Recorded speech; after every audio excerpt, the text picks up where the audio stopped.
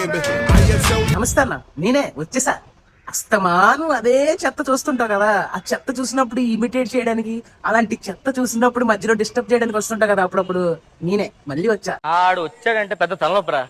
విషయం ఏంటంటే, నేను ఎందుకు వచ్చానంటే, సో ఇప్పుడు ఈ డాన్స్ వేసింది కదా, దీని గురించి మీకు తెలిసే ఉంటుంది. దీని ఐడియా ఏంటో తెలుసు, దీనికి ఎంతమంది ఫాలోవర్స్ తెలుసు, అన్ని తెలుసుంటుంది. అలాగే రీసెంట్ గా బిగ్ బాస్ లో విన్నర్ అయిన వాళ్ళ గురించి తెలుసు, ఎవరెవరు పార్టిసిపేట్ చేశారో తెలుసు. ఇలాంటి విషయాలు కూడా చాలా బాగా తెలుస్తాయండి.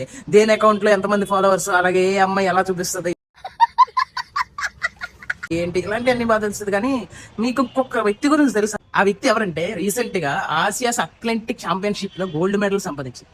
సో తన పేరు ఏంటంటే జ్యోతి ఎర్రాజీ. ఈ పేరు మీకు తెలుసా? తెలియదు, మనకి ఇలాంటివి తెలియదు. జ్యోతి ఎర్రాజీ అనే అమ్మాయి ఆసియన్స్ అథ్లెటిక్ ఛాంపియన్షిప్ లో గోల్డ్ మెడల్ కొట్టింది. ఆ గోల్డ్ మెడల్ తీసుకునే సమయంలో స్టేడియంలో ఒక్కరు కూడా లేరు. తను మన ఇండియాకి ఒక ప్రైడ్. ఇటువంటి గోల్డ్ మెడల్ సంపాదించిన అమ్మాయి గురించి ఒక్కరు కూడా పట్టించుకోరే. మీకు ప్రతిదీ ఎంటర్టైన్మెంటే కావాలి, కానీ ఇలాంటి ప్రైడ్ మూమెంట్స్, ఇండియాకి ప్రైడ్ మూమెంట్స్ తెచ్చే విషయాలు మాత్రం మీరు పట్టించుకోరు. సో ఈ జ్యోతి ఎర్రాజీ అనే అమ్మాయి ఆసియన్ అథ్లెటిక్ ఛాంపియన్షిప్ లో గోల్డ్ మెడల్ సంపాదించిందండి. తన కప్పు తీసుకునే సమయంలో అట్లీస్ట్ ఒక్కరు కూడా లేరు పొగడడానికి కానీ, లేదంటే ప్రోత్సహించడానికి కానీ. ఎవరు కులాల గురించి కొట్టుకుంటారు, లేకపోతే ఎవరు మతాల గురించి కొట్టుకుంటారు, అలాంటి విషయాల మీద ఎక్కువ ఇంట్రెస్ట్ ఉంటుంది.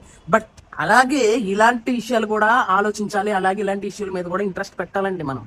సో ఇది ఇండియాకి ఒక ప్రైడ్ తీసుకొచ్చింది ఈ జ్యోతి ఎర్రాజీ అనే అమ్మాయి. సో అటువంటి అమ్మాయికి కూడా మనం సపోర్ట్ చేయాలి, ఇలాంటి వీడియోలు షేర్ చేయాలి. సో అటువంటి విషయాలను కూడా మనం చూడాలి, అలాగే ఆవిడని ప్రోత్సహించాలి. అలాంటి వాళ్ళు మన ఇండియాకి చాలా అవసరం అండి. Okay, anyway, thank you, bye.